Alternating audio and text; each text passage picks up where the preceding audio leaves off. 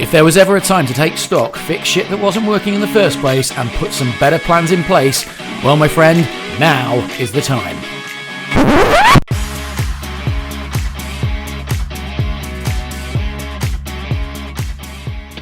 Hello, my entrepreneurial friends. I hope you are staying well and avoiding the onslaught of Netflix box sets. Welcome to your Best Kept Business Secret podcast with me, quite possibly your best kept business secret, Mark Ford, coach, author, and international keynote speaker, potentially urban legend. Now, here's the thing. Right now, as I record this, it's tough. And I mean, it's really tough. And I get it and I understand it. But there is also an epidemic of what I call BMW Bs. That is right. Bitching, moaning, whining businesses that are playing the woe is me card instead of getting their heads in the game and looking at this time as a time of reflection, refreshing, rebranding and relaunching. If there was ever a time to take stock and fix shit that wasn't working in the first place and put some better plans in place, well, now, my friend, is the time. Your future self is gonna thank you for it, and I guarantee you that they will.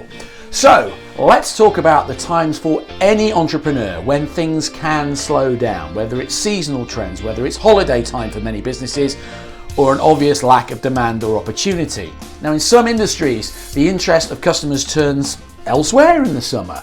Macroeconomics may play cruelly in your industry, or there could be a recession, or people got ill and have sadly died. But maybe there's been an unusual local or regional event that's hurt your business. No matter how high flying that your company is, eventually you're going to experience a slowdown, and it can be really, really tough on an entrepreneur. You worry about the health of your business, your employees, the bills, your income, and all your obligations. You could get stuck in a funk, but that actually does no good and can only lead to depression, inaction, and as a result, even more bloody problems. And that is no good for anyone. So instead, in the next 10 minutes, I'm going to give you a list of 28, that's right, 28 things that you can do instead of funking around and get your business ready to go. Now, some are aimed at your business, and some recognize that when things slow, there may be other parts of your life that you kind of need to go and make sure that you're attending to. So, how should you handle a slowdown? Well, hang on to your hats, kids, because here they come. Roll the stick! Number 1. Market your business. It seems obvious, right? But some people don't immediately jump into overdrive. Why? I have no idea why. But if you don't try it, if you don't get your hands dirty and market the crap out of your business, you're in trouble because everybody else in your industry will be marketing. So now is not the time to go to ground. Not only will you eventually get more business coming in, but you can learn a lot about what works and what really doesn't work in your marketing. So stay visible and keep your finger on the pulse. If you don't, somebody else will. Number 2, personal promotion. It's kind of a bit separate from marketing the business, so you need to work on your personal brand and your public recognition. The better known you are, the more opportunities will come your way. And by that, I mean don't post crap for the sake of posting crap. Don't post self-backslapping fan wank. Post stuff instead of value that might actually help a customer or a client or somebody in your industry. You're only as good and as famous as the last time you made somebody think about you positively. Number 3, rethink your business model and processes. No company does everything right. When there's a bit of slack and you have the opportunity to reflection, refinement and redesign, you should probably regularly kind of wish that you had it when things are normal. And when you come out of a slow period, things should always be a new normal. Always changing, always better than the last time. Number 4, strategic planning. If things generally run well, look at markets, customers and other trends. Is your strategy still on target? Was it even working in the first place? What bits are, what bits aren't? And are there new things? Are there new things that you should be considering? Now is the time to pivot, to change, to do something different. Number 5, ask for help. Entrepreneurs might find this tough because you have to admit there's a basic problem beyond the periodic aberration. Even I found this tough, but it was one of the best things that I have ever done to propel me forward. So look to others who know more than you and get some solid advice that you can take. There's a link in the show notes where I am more than happy to spend 30 minutes with you on a call talking about what needs looking at in your business. And guess what? I'll even do it for free. I will help you reflect, refresh, rebrand and relaunch your business so that you, my friend, can get the business that your hard work deserves. So frickin' get on it. Number six, take some downtime. Now, avoid burnout when the opportunity is handed to you. You might even fit in a short vacation. I mean, obviously, not now, but seriously, take some you time. A car that runs at 100 miles an hour all the time will run out of fuel. And a car that constantly runs at 20 miles an hour is really going to have trouble accelerating to full speed anytime soon. So find the balance and just go and have some you time. Number 7, take a course. Now, there are many areas of learning that could help you in your business or that might bring some new ideas and some new knowledge, which is good for some creative thinking and some innovation. Check out the number of online classes in any field. Many are free or inexpensive, or see what's available in some traditional classes if you are actually craving some human interaction. And if you're wondering what to do, well, I have put a link in the show notes for 2 months to it's 3 months for a platform called Skillshare, where you can choose from hundreds of online courses, classes and workshops from experts wanting to share their expertise with you online. So just go and take a look and see what you can learn today in the link below. 2 free months to Skillshare. Number 8, take up a hobby. Now, enrich your life by exploring an activity that's kind of always intrigued you. Golf, knitting, drawing, reading books, you know, all those things that you used to pretend to do when you had to write a CV or your Tinder dating profile.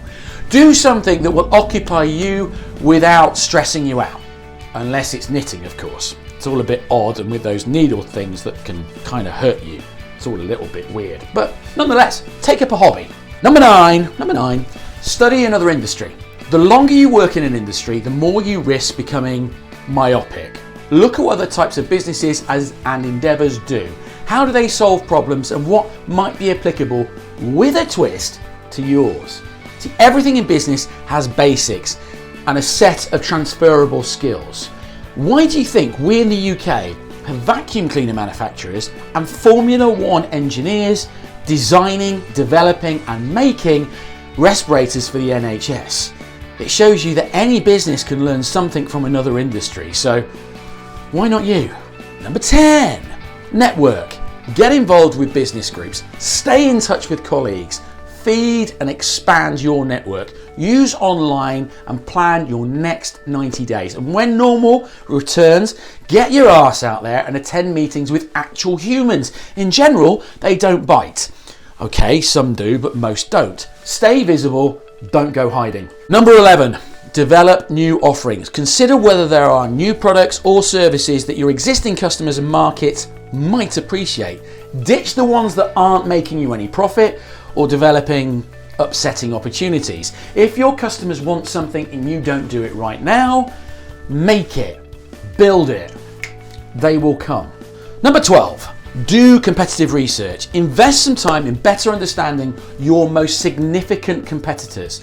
Are they also having a problem? If not, what are they doing differently? If they are, take stock of their current strengths and their weaknesses, then be determined to just do better. Number 13, strengthen important relationships. Separate from networking, but think about the people who are most important to you and consider when was the last time you paid them some proper attention. Use that thing that you call the phone, i.e. pick it up and speak to people, because they'll appreciate the loyalty, the friendship and the leadership that you show. They may just have that opportunity for you that actually you weren't even aware of. Number 14, spend time with family and friends. Now this could fit under the last one, but think of it separately so you can explicitly consider your personal life, not just the business side. Be present, find out what's really going on in their lives and not pass like ships in the night. They are your biggest support network. You need them, especially right now. 15, indulge in the arts. What a wonderful way to open horizons in your thinking and perspective. Read, listen to good music, attend dramatic performances, walk through an art gallery or a museum. Okay, you can't do some of the latter, but look at the live gigs, the festivals, the virtual tours that are being put on that thing that we call the internet. It's actually not a bad time to be alive. Sign up to Spotify and listen to stuff that you have never ever heard of before, and all from the comfort of your own device. Number 16, develop a skill. Now, whether in business or life, you likely can catch yourself thinking, I really wish I could do that, but now is the time to learn. No excuses, just freaking get on it. Number 17, improve your time management. Now, things will speed up again, and you will find yourself fondly thinking of this extra time that you had. Open more of it up by using what there is wisely. So if you use a diary and you block out an hour for social media, well done, great. But even better is to do what you need to do today in 50 minutes and write down thoughts and ideas for the following day in the last 10 minutes. You see, it gives you a head start for the following day and will make you more productive. Same with like any research or any task. Use the last 10-15 minutes to write down any thoughts or conclusions to give you a head start for that following day. 18, upgrade your office. Now, whether it's new tech, new furniture, a coat of paint, a thorough cleaning or general organisation, prepare yourself and become more efficient. Either that or spend some time dumping the crap off your hard drive to make your machines go faster. Or actually, when was the last time you checked out the cost and the speed of your service providers? Could you do it better? Well, I guess now is the time to grab that opportunity. 19, personal development. There's more in your business than just you. Help develop your staff members and expand their horizons. Train them so good that they could leave, but they are brilliant and they will want to stay. The opportunities are endless for your colleagues and for your business. Number 20, survey the customers. What do they actually think? What do they want? What do they feel outside of your assumptions? How is your company doing in regards to them? Get some harsh but necessary answers. Go use platforms like SurveyMonkey and go ask them. Number 21, survey the employees. Knowing what's going on with people in your company is every bit as important as knowing what the customers are doing. Ask the questions. Some of the best ideas that I ever implemented came from colleagues and staff. You see, they see things from a very, very different perspective to you. Number 22, turn out some articles or blog posts. Start a book if you're so inclined. Nothing cements understanding like the process of explanation. And nothing shows you know what the fuck you're talking about unless you show people. Number 23, teach. Sharpen your knowledge by giving it to others and work on your interpersonal skills at the same time. Improved and sharpened communication skills are a must for any business. The more you teach people, the better you get at communication. 24, volunteer. You might choose a charitable non-profit or an industry or professional body. Whatever your choice, do some good for somebody else.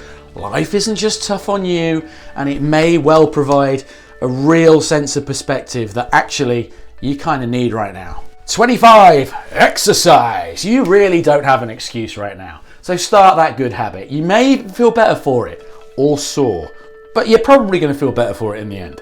Number 26, take care of medical issues. When you have some downtime, see if you can move up an annual physical, optional procedure or necessary visit to the dentist. You'll kind of enjoy having the time freed up when you might need it more, I guess. Number 27, do your bookkeeping and your taxes. If you are behind on your record keeping or other paperwork, get it done. Or get an accountant that will help you look at your figures and help you see things from a new perspective and probably how you can make your situation better. Number 28, start another business. Now, I don't mean in terms of giving it up, but maybe you've had a second idea that you really want to explore. So why not own an additional concern? I mean, let's face it, you kind of got the time, right? And that is it for this episode of the Your Best Kept Business Secret podcast. I hope it's made you think. I hope it's given you something to aim for during this incredibly crazy period that we are in right now. If you like what you've heard, please genuinely give us a review and I'll appreciate it. Honestly, please.